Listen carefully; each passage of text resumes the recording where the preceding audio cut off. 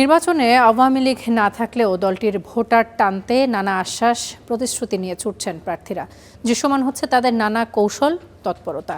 বিশ্লেষকরাও বলছেন এবারে জয় পরাজয়ে বড় ফ্যাক্টর হতে পারে আওয়ামী লীগের ভোট ব্যাংক। নির্বাচনে 4টি ইস্যু নিয়ে মাহমুদুল হাসানের প্রতিবেদনে আজ থাকছে আওয়ামী লীগের ভোট ব্যাংক। ক্যামেরায় ছিলেন রেজাউল করিম।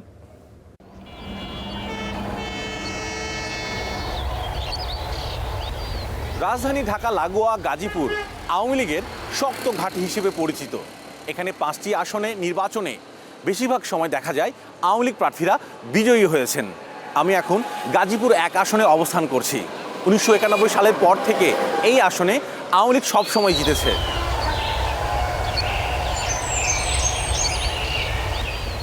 বাস্তবতা বলছে আসছে নির্বাচনে ব্যালটে না থাকলেও আলোচনায় আওয়ামী লীগের ভোট। কুয়াশা স্থবির চারপাশ, তারপরও চায়ের দোকানে থেমে নেই রাজনীতি। ভোট নিয়ে তর্ক বিতর্ক।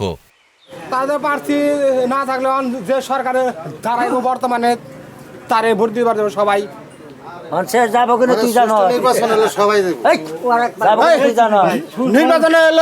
নির্বাচন হলো কবে গেলে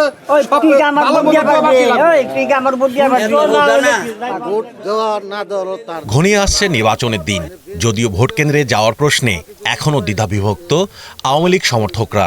নৌকা যদি না থাকে, আমার দলের নেতাই যদি না থাকে, আমরা ভোট দিতে পারতাম।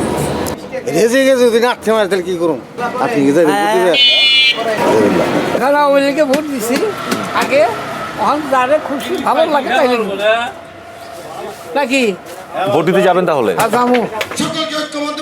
তবে এই আসনে আওয়ামী লীগের ভোট ব্যাংক টানতে চেষ্টার কমতি নেই বিএনপি কিংবা জামাতের।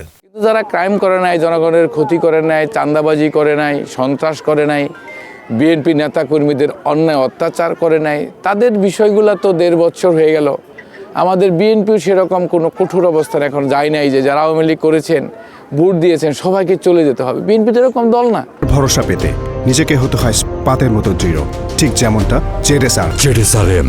জয় পরাজয়ের জন্য এখানে আওয়ামী লীগের ভোট ব্যাংকটা একটি বিশাল একটি ফ্যাক্টর হয়ে দাঁড়াবে। আমরা যেহেতু কারো অন্যায়ভাবে কারো ওপর হামলাও করব না, কারো ওপর মামলাও করব না, অতএব তাদের নিরাপত্তার জন্য, তাদের সেফটির জন্য আমরা আশা করব তারা আমাদেরকে ভোট দিয়ে জয়যুক্ত করবে। ফ্যাসিস্ট সরকারের পতন হলো, এই পতনের পরে জামাত কারোর বিরুদ্ধে কোনো মামলা দেয় নাই, ক্ষতিকর নয় কারোর জন্যে। সেই হিসাবে আমরা মনে করছি যে শুধু সাধারণ ভোটাররা নয়, বরং যারা ফ্যাসিস্ট সরকারের যে সমস্ত লোকের আমাদের দেশে এখনও আছে, অনেকেই আছে, তারা আমাদেরকে সেফ মনে করছে। খুব দ্রুততম সময় 24-এ গণহত্যার দায়ে আওয়ামী লীগকে নির্বাচনের বাইরে রাখার পক্ষে থাকলেও নৌকার ভোট পেতে দলগুলোর প্রতিযোগিতা চলছে সব আসনেই। আগামী দিনের বাংলাদেশে একটা পরিবর্তন হতে চলেছে। আমাদের দলে আপনারা আওয়ামী লীগ থেকে আসবেন, আপনাদের দায়িত্ব আমরা নেব। জেলখানা, নবাবগঞ্জ থানা, যে কোনো দায়িত্ব আমরা নিব ইনশাআল্লাহ। আপনারা আওয়ামী লীগ থেকে জামাতে জয়েন করেন। কারা আওয়ামী লীগে ভোট দেয় তোমরা জানো? পরে যা বলবে যে খবরদার পদের সাথে মিশে বলছে আওয়ামী লীগ তো এখন নিষিদ্ধ দল হয়ে গেছে, থাকলে তোরা আওয়ামী লীগকে ভোট দিতে আমরা কিছু বলতাম না। জামাতকে কখনো ভোট দিস না, আওয়ামী লীগকে আমাদেরকে ভোট দে, আমরা তোদেরকেও হারুন ভাইকে বলে তোদের সবাইকে ফ্যামিলি কার্ড করে দেবো।